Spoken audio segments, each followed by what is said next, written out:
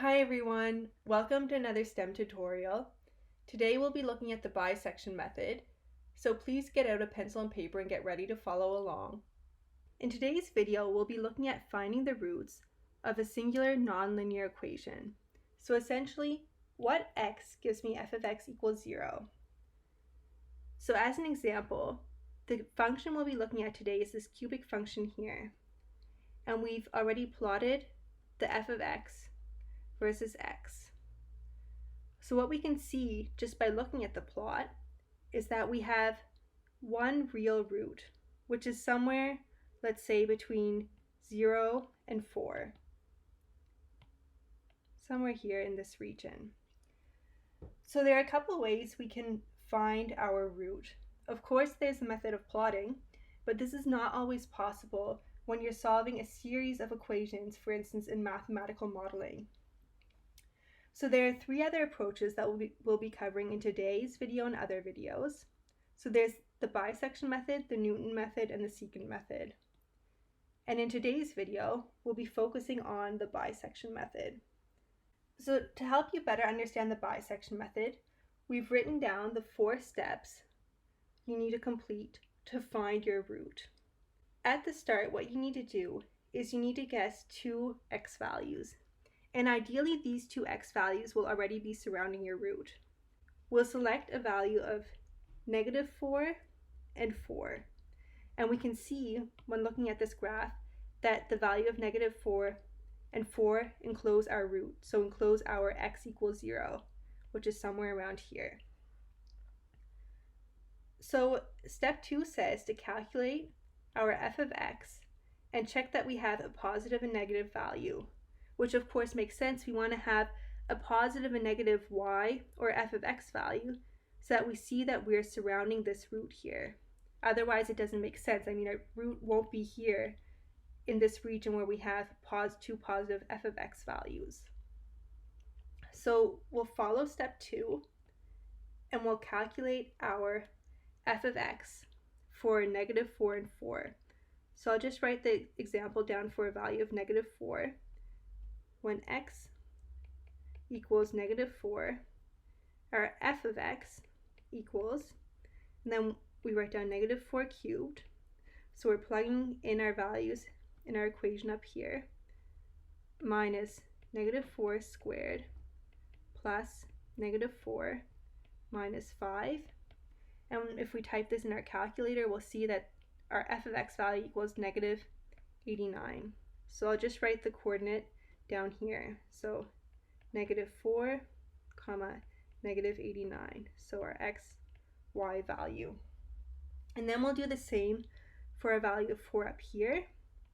I won't write down all the steps to save time in this video, but you can also do the same on your piece of paper or in your calculator, and you'll see that we have an x value, of course, of 4, and the corresponding y or f of x value is 47.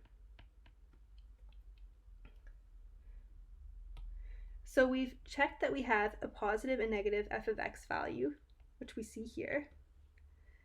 So step 3 says to calculate an x3 by averaging our x1 and 2. So we take the average of -4 and 4, which is 0, and then we'll again see what region is surrounding my root. Okay, so we'll write down our average value, x1 plus x2 over 2, which is going to be -4 plus 4 over 2, which equals 0. Okay, so now we've calculated our average x3 equals 0, then we'll mark it in our plot here. So we could have, of course, also just looked at the plot to see where are we able to divide the region in half. And so we'll see that our x and y coordinate here is going to be 0, and again, if we put our x equals 0 up here in this function, we'll see that these terms fall away because it's all 0, and we have an f of x of -5. So -5. So we've calculated our average x3 value and the corresponding f of x. And again, we have to check for our positive and negative f of x value. And we continue to do so that we're surrounding our 0. So we're always splitting this region in half. So like this region we're going to split in half so that we continue zooming in on our 0.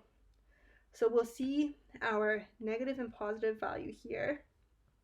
And again, we calculate the next average value, which just by looking at the graph, we'll see the average of 0 and 4 is clearly going to be 2. So we proceed again by calculating the xy of 2. And I'll just write down the values now. And then we continue splitting this region in half. So we see, once we've calculated this 2, 1 value, that we now have our negative and positive y or f of x values here surrounding this region. And of course it's where we have our 0. So we again split this region in half. So we'll find our new x point here. And so we'll be looking in this region and we'll continue splitting in half until we find our 0. So our f of x equals 0, which will be somewhere here. So hopefully this has given you a brief overview of the concept of the bisection method. What we'll do now is we'll look at solving or finding the root, not with a plot, but really by hand with pencil and paper to help outline the procedure. So now we'll be looking at how do we find this root, which we know is somewhere between 1 and 2 from our analysis before. How do we find this root with an organized table, so when we aren't able to plot? So I'll show you what I had learned in university to help you solve the root on an exam.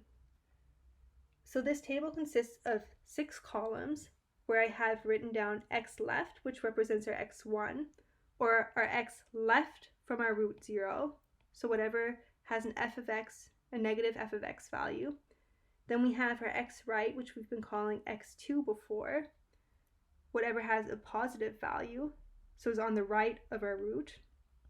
And then our x new, which we compute by taking the average of our x1 or x left and x right, x2. So like before, we'll use a starting value of -4 and 4. And then like we know, step 2 says to compute the corresponding f of x's, which we had done previously. So -89 and +47. So remember, we're just computing our f of x's by simply plugging in the x in this function, computing in our calculator, and then we get the f of x value. And then our step 3 is to calculate our average x3. So we're dividing our region in half. So we have our starting values here, -4 and +4. We are dividing the region in half. And then we're looking at where do we have our left and right values to the root, so our positive and negative values. So I'll write down that our x new, the average of -4 and 4 is 0, and the corresponding f of x value is -5. So now, since we're trying to zoom in on our root here, we record our closest f of x value to 0 that's negative in our f left column. So we see that our -5 is closer to 0 than -89. So we write these values over here in our 2 left columns. So 0, -5. And since these values here are positive values, we write them again in our column 4, 47. And so now we take the average of our 2x values and record them over here in our column. So the average of 0 and 4 is 2. And then if we compute the corresponding f of x, again, by plugging our x in this equation here, we get a value of 1. And so we continue filling out this table the same way as I said before. Here we see now that our f of x value 1 is positive and closer to the 0 than a value of 47. So we record these 2 values here in our columns. So I'll copy them, 2 and 1, and rewrite our negative value, f of x value. And again, take the average of 0 and 2, which is 1, and compute the corresponding f of x, which when you type in your calculator, you'll see is -4. And in this way, we continue iterating through the process. So I'll write down the values now until we hit our stopping criteria. So as you continue to proceed through the table, at some point you'll realize that you're very close to the root. So here we see that we've already found that an x value of 1.875 gives us an f of x of -0.05. And so now we're asking, these are a lot of steps, when can we stop? And this is where we have a defined stopping criteria. So in this example, I've said we can stop iterating and say that we found the root when our f of x value is between, which we see is the case here. So now we can say that we've finished completing the bisection method and that our root is located at x equals 1.875 and has an f of x value of -0.05, and this is our answer for the root. So in this last minute of the video, we'll summarize the bisection method and what we learned today. So as you can recall, the first step is to estimate two x points and calculate their f of x. And the goal is to be surrounding your root, which is somewhere here in this area. So your f of x equals 0. By choosing these two x points, we automatically eliminate our higher f of x values and lower f of x values. And as you can recall, we take the average, so we split this area here that we're now looking at in half. And again, look at where am I surrounding my root, so where do I have a positive and negative value? And by doing this, we eliminate another region of the function where we no longer consider the values. And we continue dividing these regions by half and eliminating the other regions of the function to zoom in and find our root until we meet a stopping criteria where we have our solution. So we hope that this video helped clarify the bisection method for you today. We look forward to hearing how you found the video. Feel free to include any questions or comments in the comments section below. Thank you.